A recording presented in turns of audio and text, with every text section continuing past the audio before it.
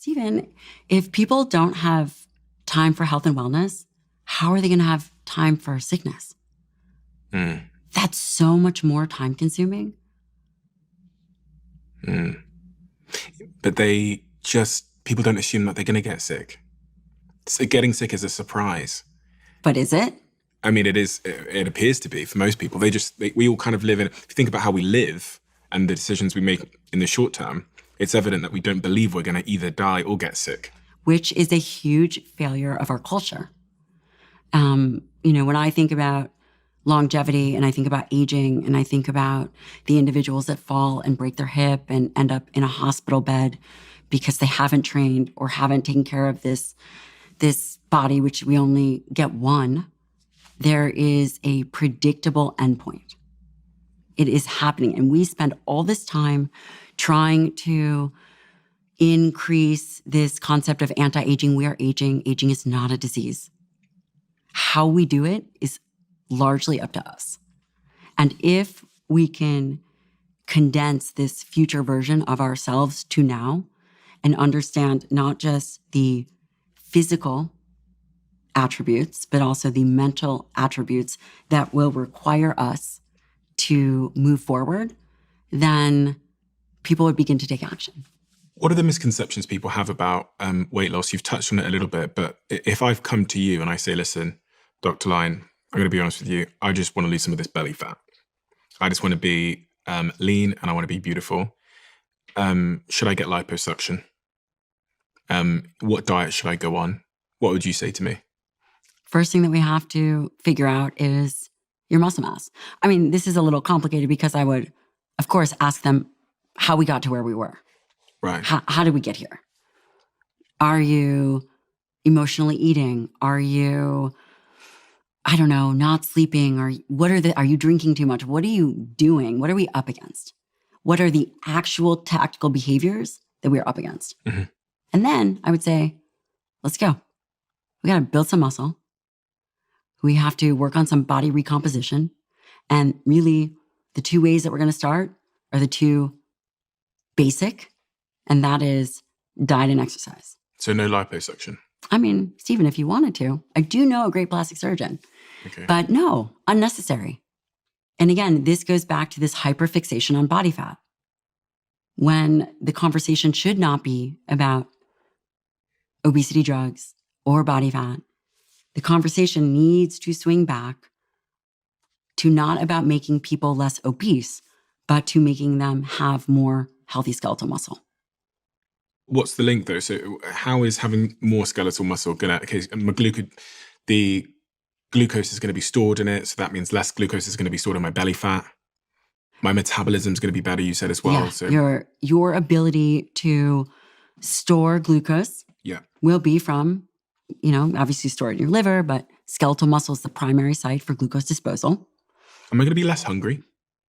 Now, that is a great question. And there is observational data. And I say this very hesitantly because it hasn't been published yet. But I believe that we are going to begin to see that skeletal muscle has a role in appetite regulation because of receptors on skeletal muscle. You will not find anything out there yet. But I do believe that there is observational data from some of my colleagues that are doing research that we will see that there is some appetite connection with skeletal muscle. Do diets work? Do you ever put someone on a diet? If they're over-consuming calories, yeah. And what does that look like? For us, we've been doing this for a very long time. The first thing that we decide is dietary protein, which is unfortunately seems to be the most controversial macronutrient, which, by the way, you looked at me crazy and you're absolutely right. Why would any macronutrient be controversial? But dietary protein, again, it wasn't like this until the influx of social media. And what do I mean by that? Dietary protein, it just seems as if there's always a reason why people are trying to remove it from the diet, which seems somewhat ridiculous and counterintuitive. The first thing that we do is we recognize that dietary protein is what the foundation of any solid nutrition plan should be built on. And that is 0.7 to 1 gram per pound ideal body weight. If you eat high nutrient dense foods like animal products, you could probably go to the lower end at 0.7. If you are someone who does not eat any kind of animal product, you're probably going to be closer to 1 gram per pound, ideal body weight of whatever that source of protein is. But protein is what is going to maintain hunger. Dietary protein does cause an increase in GLP-1 in the body. And people will talk about that, although it's only meal to meal, which is, you have these GLP-1 agonists, which improve satiation. So like a Ozempic is a GLP-1 agonist, which makes you less hungry. Yes. Dietary protein, in part, works on that same kind of mechanism. It also releases GLP. Which makes me less hungry? Yes. Okay. Or improve your satiation. Okay. Dietary protein, we know, can help regulate hunger, can also maintain blood sugar, right? If you have carbohydrates in check, not a very efficient way, but your body can generate glucose from dietary protein. A lot of people associate protein with like bodybuilders and stuff like that. I know, it's such a mistake. It's a mistake because as individuals age, they need double the minimum recommendation to prevent a deficiency. The current recommendation is 0.8 grams per kilogram or 0.37 grams per pound. If someone was 115 pounds, their dietary protein recommendation would be 45 grams. That would be the minimum to prevent a deficiency. As individuals age, they require more dietary protein because skeletal muscle becomes what we call anabolically resistant. It means it becomes less efficient at utilizing dietary protein if you were to eat the way you did maybe in your teens and 20s. Body at that time is extremely anabolic. What does that mean? You look like you're pretty fit. Have you always been pretty fit? No. Pretty fit in terms of what, though? I've not always had as much muscle mass as I have now, but I've always been fit as in playing sports and stuff my whole life. And has it been easy to put on muscle? Generally, I'd say yes. When I was younger, it felt a bit more difficult, but I just think I had things wrong. I don't think I was consuming enough calories. Mm-hmm. But as I got to sort of 25, 26, 27, it became a little bit more straightforward. Which is amazing. Your body is highly anabolic. You are now consuming calories, protein, you're able to put on skeletal muscle.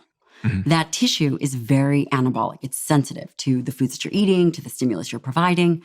As you age, that tissue becomes more resistant. Why do you do what you do?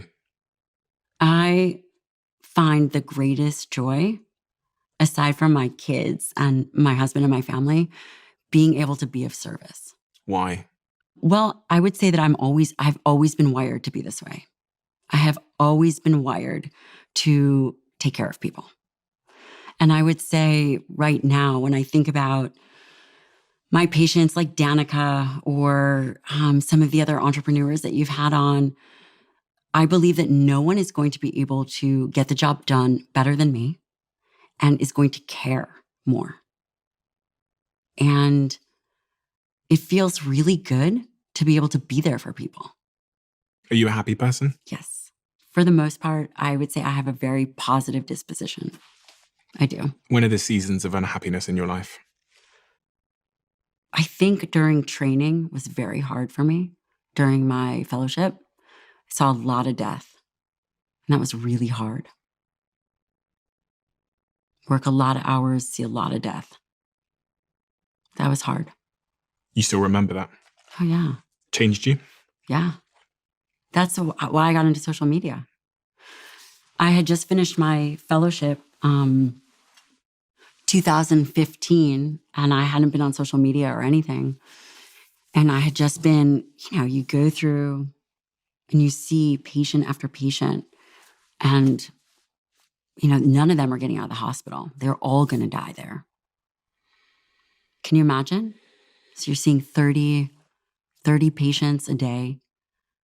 This one is on pain meds. This one is going to die. This one is 18 and she's going to die, and she's planning her wedding, but she has... she's planning a wedding? She was never going to be able to... She had cystic fibrosis. There was nothing that they could do for her. And she was never going to have a chance to get married or do anything. And she was planning her wedding? She wanted to pretend like she was going to be able to get married.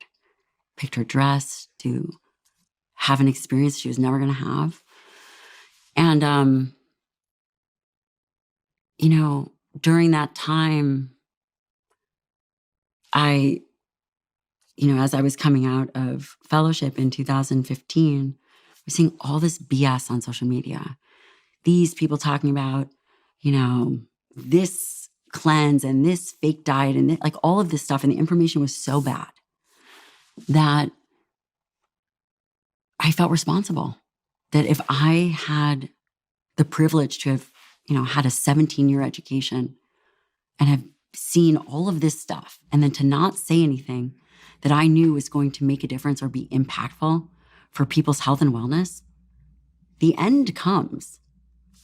The decisions you make become critical, but where it really becomes critical is in the beginning, the children, and then at the end.